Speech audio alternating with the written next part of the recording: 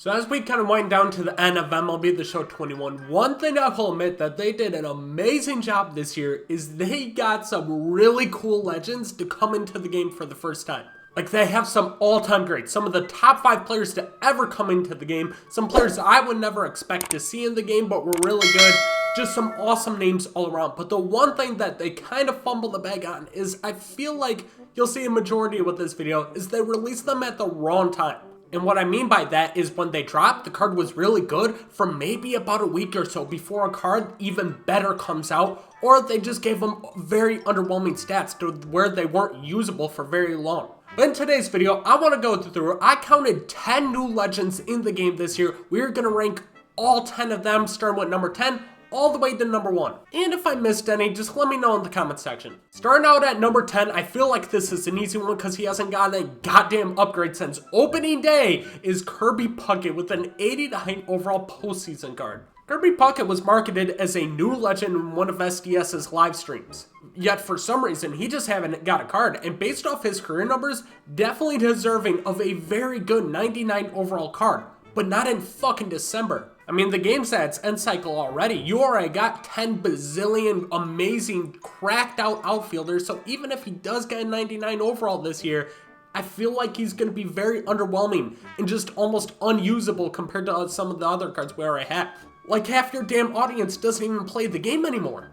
And then odds are this card won't even be a top 5 outfielder. He won't make people's benches. But let's take a look at Kirby Puckett's career. He had a very short but amazing career. A lot of top 5 MVP finishes, top 10 MVP finishes. He ended up winning, what, 6, 7 Gold Glove awards? Like, if you look at his 1988 season, he had 234 hits, 24 home runs, 121 RBIs, 358 total bases, finished 3rd in MVP, won a Gold Glove, won a Silver Slugger. You telling me you couldn't give me a 99 milestone card of his gold or award card from his Gold Glove season in 1988? It'd have decent power, I'd say like mid to upper 90s. Should have maxed out contact. I mean, damn, bro, the guy hit 356 that year. And not to mention that he led the league in hits 3 years in a row. 207, 234, 215. He had 223 right here. Like, the dude was a hit machine. But Kirby Puckett was mainly known for his defense, so he's going to have amazing fielding out there in center as well.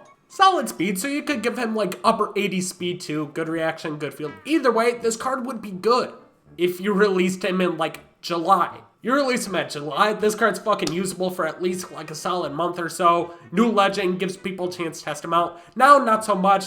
Ranked in a little bit, but Kirby Puckett, number 10, pretty easy choice. Moving on to number 9, this card will move down to number 10 if Kirby Puckett does get his 99 overall upgrade, which he should, is 95 overall Jason Bay. Kind of a surprising legend. Decent stats, I believe he was the 2nd inning boss. If I remember correctly, I just overall really didn't like his swing very much. He had like a little hitch to it, and I feel like when he hit the ball, didn't go very far. Only 8 at-bats, we did have 3 hits, but we had, what, no extra base hits it looked like. Oh, just kidding, all 3 hits were doubles, but I don't know. I didn't like the swing overall. 92 and 96 power versus right, 106, 100 versus lefties. Like, he's a solid card, but I don't know, nothing too crazy there. GRADY SIZEMORE actually believed the timing for releasing this card was pretty good. 97 overall, he was definitely one of the best outfielders in the game at the time of release.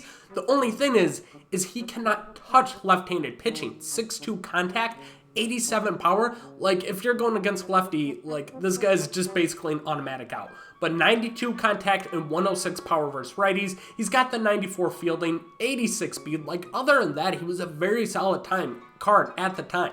Plus, it's like, what more can you do? GRADY SIZEMORE is not a 99 caliber player. Hell of a fucking player. If he didn't have injuries, very well could have been a Hall of Fame type player. But unfortunately, he did, and with the left-handed hitting, I just can't put him any higher than number 8. I was so hyped for the release of Roberto Clemente when they announced him as one of the legends coming to the game, but what the fuck did they do to this guy's stats? Like, it's not anything to do with, like, he obviously maxed out contact, hell of fielding, hell of arm. The swing is what it is, but in a game where the meta is all power, like, you just stack your lineup with power hitters.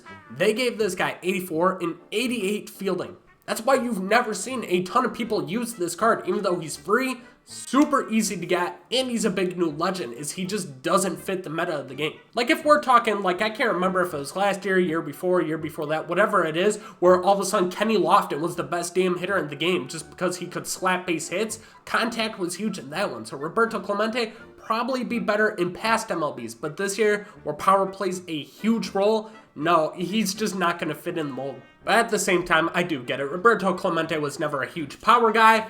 If the meta changes next year or the year after and he's still in the game, he'll definitely be a lot higher. Fernando Valenzuela, for whatever reason, was one of the hardest pitchers for me to hit. He's got the screwball and the curveball and the changeup. He's just got a lot of junk that moves very, very similar to one each other, and I just cannot dictate which one it fucking is. And then the fastball is what it is, but he doesn't throw very hard. He's got 4 different pitches with downward spin, so I don't know. I can never tell his pitches apart. Good hits per 9 at 115, 109 stamina, 102 pitch and clutch. He was overall a very solid card. I wish he had someone a little bit more like dangle kind of vertical movement, like a slider or cutter or something along those lines. But this card, I believe, released right around the same time Clemente did, and at the time, he was a pretty solid card. But then again, I feel like every milestone no-hitter card is solid because the hits per 9 is the meta. We talked about the meta with Roberto Clemente. Fernando Valenzuela partially fits that meta. He doesn't have outlier, doesn't throw very hard, but the 115 hits per 9 definitely is key. David Justice comes in at the midway point at number 5, and honestly, this card could be a lot higher. The timing for this card, absolutely perfect. When he came out, definitely one of the best hitters in the game because I believe he was the second month World Series reward. So obviously he came out super early, insanely good with the plus 100 on everything, 115 contact, 110 contact, 101 and 113 power, 94 vision, good PCI. Fielding was a little bit weak, but on top of that, he has a really nice left-handed swing. But obviously, only being a World Series reward being his only card, very limited people actually got a chance to use him. Only like the top 1 or 2% of people actually make World Series. Granted, you could have sat down, grinded out like 30 wins or whatever it is to get him, but still, I feel like not a lot of people actually got to try and use him. But from what I've seen, what I've heard, nasty swing. Like I said, the hitting stats were amazing at their time. And granted, this guy could, probably not, but I wouldn't surprise me if some people still had him on their bench. Now we get into the big 4. These were the 4 just huge legends, along with Roberto Clemente. Obviously, we have him laid down. But start out, we got PEDRO Martinez, and I think he was the most disappointing legend we got this year. I feel like he came out super late, and that's why I talked about, like, some of these cards, they came out way too late. PEDRO Martinez was one of them, and on top of that, 102 hits per 9, that's solid, but PEDRO Martinez is listed as one of the best pitchers of all time. And yet we got like 50 random ass pitchers who have like 115 to 120 hits per 9. He also got none of the good quirks. He doesn't have outlier. And this pitcher, like, he's okay, but being PEDRO Martinez, probably the second biggest name that they released in their live streams, I expected a lot more. This is why I get for getting my fucking hopes up. But he's got fastball, changeup, slider, sinker, curveball, good pitch repertoire. I'm just hoping next year that if they do the milestones kind of thing, that they get rid of no-hitter cards, because this PEDRO Martinez should definitely be a lot better and used a lot more than what he is. But just kind of based on the circumstances of the game, what the meta is, he comes in at number 4, but he really should be number 2. Now moving in top 3, we got Prince Fielder, who, this was the card I was most excited about. Being a Brewers fan, love Prince Fielder, Ryan Braun, Prince Fielder, that's my fucking childhood right there. Super excited for this card, and this card's really good. But I believe they kind of fumbled the bag on releasing him. But before we get into that, take a look at his stats. 108 contact righty, definitely should be higher. 90 contact left, I'm not going to complain about that, but maxed out power. Who cares about fucking fielding? It's a first baseman. The 125 power is amazing. Contact, which was a little bit higher versus righties. So the first thing you got to do to get this really good Prince Fielder is you need to collect 30 cards in here, which right now that's super easy, but holy fuck, back then this was a grind. You got to basically do every single team affinity, and you just got to grind the hell out of this game. Which, I'm not going to complain too much about that. It is a free card. I just wish it was more like Roberto Clemente. All I do is play moments, do a few missions here and there. It's a lot shorter. Doing all these player moments or player missions and getting all these players and shit, that takes days. and they actually released 2 of them. Then you got this 92 overall all-star player, Prince Fielder, from when he played for the Brewers, and it was the very first World Series reward. And the thing I don't like about new legends being World Series rewards is, like I said, the top 1% of players actually get there. Even with the new way that you can actually get packs just from getting wins, you don't need the 900 rating. It's still very difficult to do. You have a certain amount of time to do it, and once that clock's done, this card's gone forever. Can only get him on the marketplace, and he's going to be a shit ton. Example A right here, Prince Fielder. This card came out in like April as the first World Series reward. It is now December, hanging in January, and he is still 300,000 stubs. Just stupid expensive for an unusable card. I like having good World Series rewards, but I just can't justify having new legends be the World Series reward unless they do get another card, which Fielder did.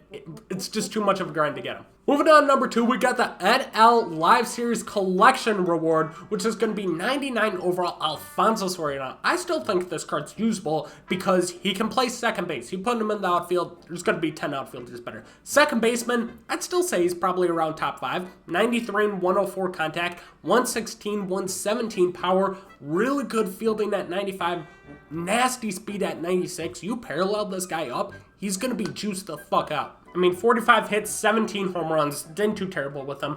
The band average could have been higher, but I fucking sucked beginning of the year. I mean, I still suck. But Alfonso Soriano, good card, and it's kind of hard to say because he is very hard to get early in the year. It took most people a couple months to actually get him because you did need every single NL player, NL Live Series player, just to get this card. So it either cost you a shit ton of money, a shit ton of stubs, or a shit ton of time. Hard card to get. The number 1 spot ghost year is going to their big money ticket that they released this year in Hank Aaron. The home run came by some, at least in the rankings wise, he's number 2. But this card, really good, could have been better. 112 contact, 120 power, 116 power, 125 lefties. Like, the card's fucking juiced out, but me being greedy as hell, I just wish he had maxed out everything because it's Hank frickin' Aaron. But they even gave him 90 fielding, 91 arm, 80 speed. He's got a very solid swing. He's not overly expensive, even though, oh dude, I'm 0 for 5 with him. We gotta fix it. I gotta pick him up, get some more hits with him. But love the power versus him. The swing's pretty solid. Stats, amazing. Hopefully he's in the game for at least a few more years. But I'm excited to see what cards they come out with next year. They got this one right, I think. Maybe wait a little too long to release him. I'd like a card like this to come out right around the All-Star break. And I think he came out like, what?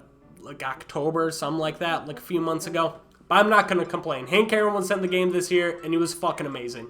There you have it, boys. We went through all 10 new legends in the game. This list could still change. Kirby Puckett hasn't got an upgrade yet, so when he does, we'll see where he ends up sliding. I wouldn't be surprised if he's top 5. But let me know what legends you want to see next year. On the top of my head, I'm thinking Derek Jeter has to be in the game. I feel like that's not a big enough card unless they change the meta. So hey, I guess we'll see. Randy Johnson be fucking sick. You could go some steroid era guys like Bonds, A-Rod, Maynard Ramirez, guys that would never be in the game. Like, who knows? Let me know what your thought process is. I'll probably drop a video on that Friday. But until then, guys, I'll catch you guys in the next one. Peace out.